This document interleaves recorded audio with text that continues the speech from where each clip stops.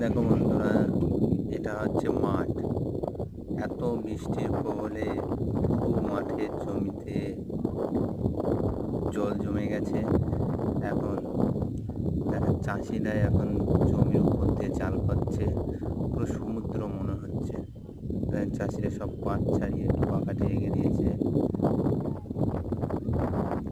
জেলেরা মাছ ধরছে।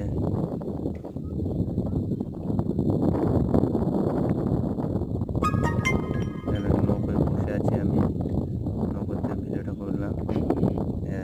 দেখে বুঝতে পারছে জলের নিচে মেশিন ডুবে আছে, সব পাখাটি জলের নিচে। জল বেঁধে গেছে পাটে,